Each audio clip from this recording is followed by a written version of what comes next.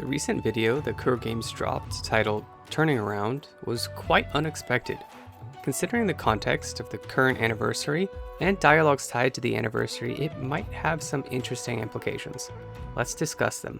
What might turning around imply? First and foremost, during an anniversary, we tend to reminisce on the past. Considering this, turning around likely means looking forward, which is what Rover does at 158 in the video, with encouragement from Amith pushing us forward at 148. Turning from the memories of the last 2 years, looking forward to a new area that we've not seen before. I believe this area takes inspiration from the Tianzi Mountains in China, characterized by the giant pillar-like peaks, and is likely the Mengzhou region. My reasoning being that Mengzhou has been mentioned a few times in the story thus far by Luke and Buling, Buling being from Mengzhou herself, and Luke mentioning that the Court of Savante, the CSC, was active in that area. This would fulfill this narrative buildup. Also, it is known for its enchanting landscapes, and these mountain ranges are definitely enchanting. Something else that is interesting is Shorekeeper being front and center here, leading Rover on their next adventure. Now this might be seriously reading into it, but if you read the Shorekeeper's echo response from the Mysterious Program from the Into the Memory Program event, which I'll show on screen now, you will learn that Shorekeeper once again yearns to join Rover on their adventures. And I don't blame her. Who wouldn't want to keep their eyes on a serial cheater?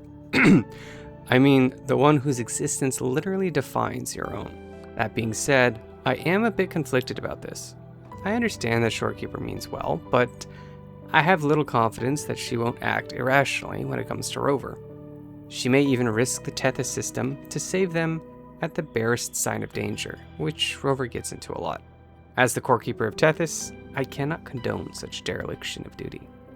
I think we can clearly see that these frequency strands, such as the one that Shorekeeper pulls from Rover's hand, are supposed to represent the ties that Rover has made throughout Solaris. In the beginning, we see 3 clusters, likely representing the people of Lahairoi, Renacida, and Huanglong. This is basically confirmed when we see that these frequency strands seemingly connecting to everyone. Great to see Yang Yang and Jian again, our general. The fact that Shorekeeper takes a frequency strand and pulls it towards Mengzhou does have me hopeful that we are not just going to go rediscover old ties once again with people who just play along with Rover's amnesia, but may have to form new bonds. I would be excited if that's the case, but we will see. What really intrigues me here, regarding these frequency strands representing interpersonal connections, is this segment here where we see what I think is Overthrax's hand, or it may be some other power, using Rover's connections to control their actions like a marionette on strings.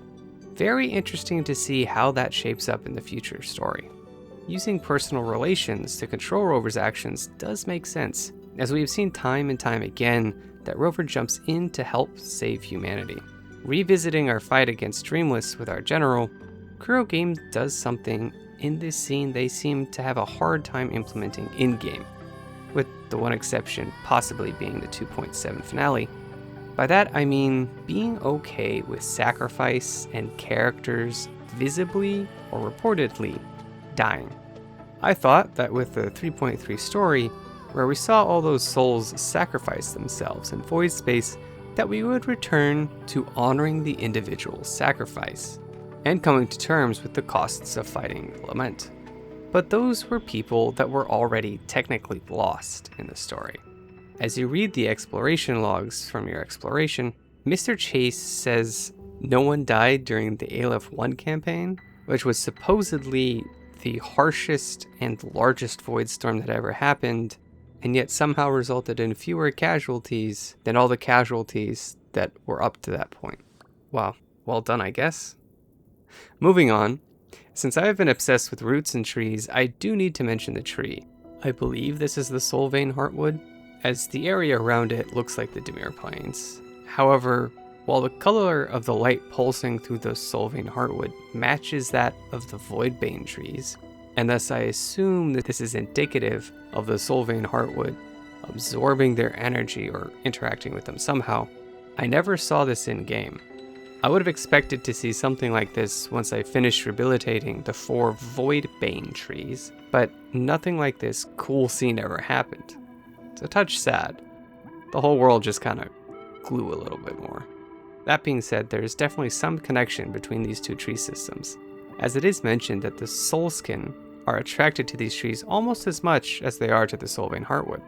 I'll have to dig deeper and connect the dots through void space, potentially. Ah yes, as always, Zani, the GOAT, next. Lastly, I do want to mention the beautiful landscape arts throughout this entire piece. The world of Solaris is so much larger than we see in-game, and so the scale can sometimes be difficult to appreciate.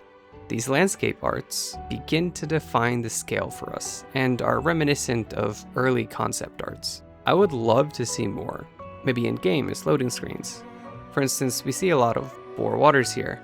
It would be nice to see some landscape paintings of what the vision was during early development, and I mean, in theory those should already exist, so it shouldn't cost the devs any more additional work. They do a lot already, and there are other more important issues that actually need addressing, instead of just adding some nice world-building concept art. Great little trailer, love it. I'm looking forward to revisiting Huanglong. Until then, keep those cores fed and stable.